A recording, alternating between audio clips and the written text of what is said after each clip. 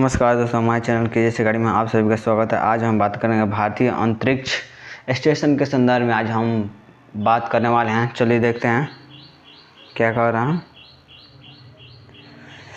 Launch तिथि लगभग 2028 का पहला मॉड्यूल भेजा जाएगा और 2035 तक प्रारंभ होने की संभावना है। लॉन्च स्थल संभावित होगा सतीश धवन अंतरिक्ष केंद्र श्रीहरिकोटा आंध्र प्रदेश में स्थित है। इसमें कुल मॉड्यूलों की संख्या 5 होंगे, 5 जो अलग अलग कार्य करेंगे।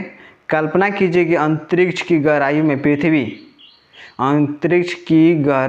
पृथ्वी से लगभग 400 किलोमीटर ऊपर भारत का अपना विशाल अंतरिक्ष स्टेशन घूम रहा हो, जहां भारतीय वैज्ञानिक और अंतरिक्ष यात्री महीनों तक रहकर नए नए वैज्ञानिक प्रयोग कर रहे हों।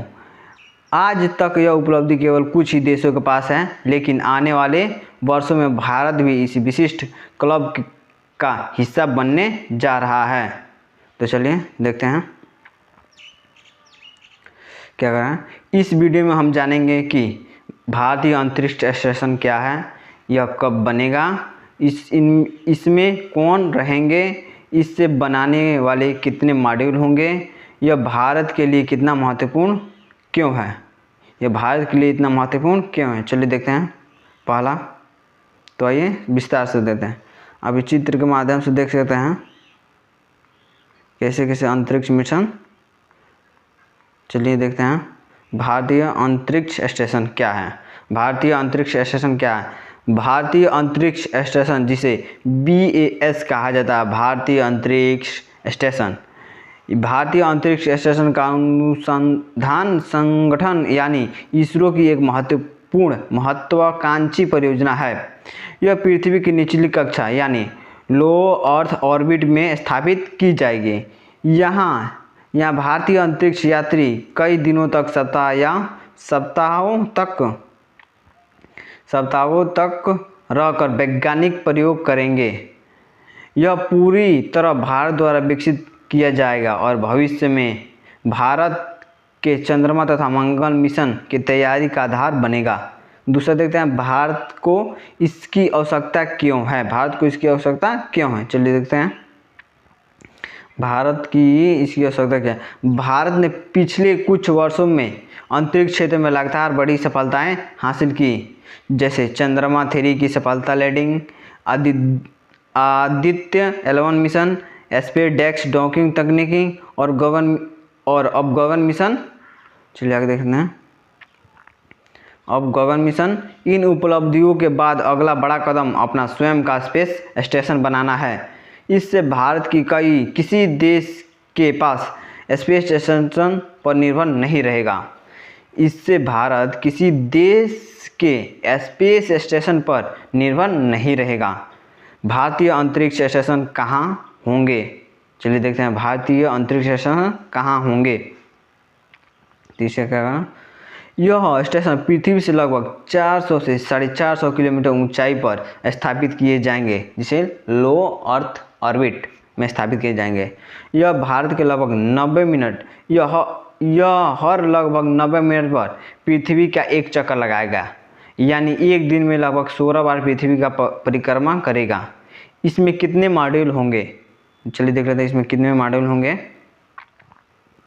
इसरो की योजना के अनुसार इसमें स्पेस स्टेशन में कुल 5 मॉड्यूल होंगे।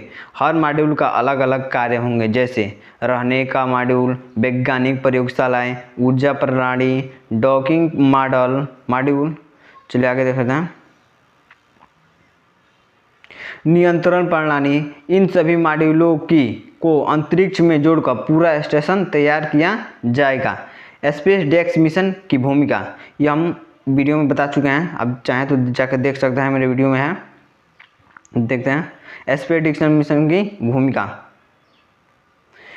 इतने बड़े स्पेस स्टेशन को एक ही रॉकेट से अंतरिक्ष में भेजना संभव नहीं है, इसलिए अलग अलग मॉड्यूल लॉन्च किए जाएंगे।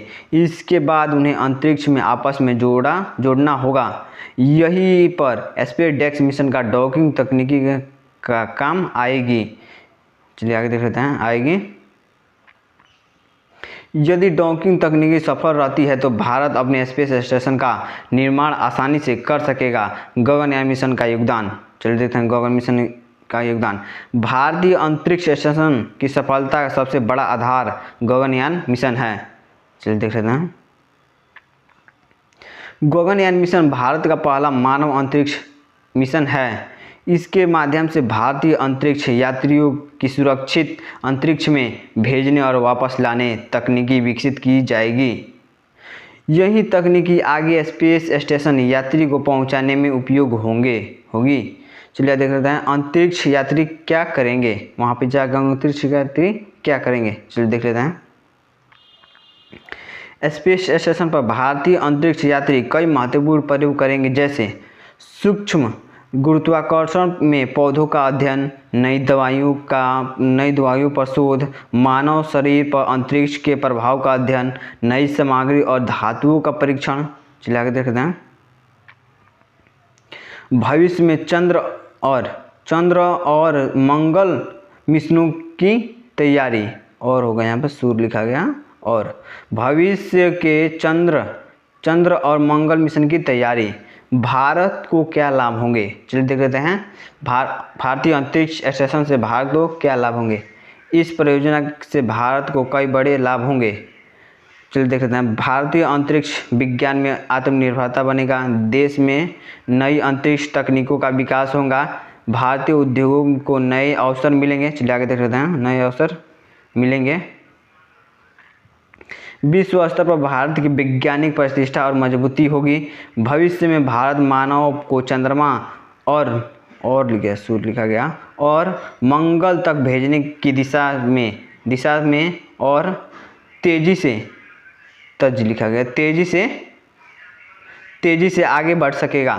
दुनिया के अन्य स्पेस स्टेशन की तुलना, चलिए देखते हैं दुनिया के अन्य स्टेशन के पास तुलना किस देश के पास अपना स्पेस स्टेशन है। चलिए देख लेते हैं।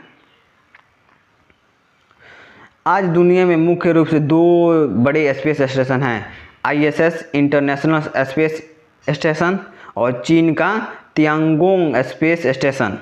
भारतीय अंतरिक्ष स्टेशन बनाने के बाद भारत भी उन चुनिंदा देशों में शामिल हो जाएगा जिनके पास अपना स्वतंत्र स्पेस स्टेशन होगा। चलिए देख लेते हैं होगा। यह भारत के लिए ऐतिहासिक उपलब्धि होंगी।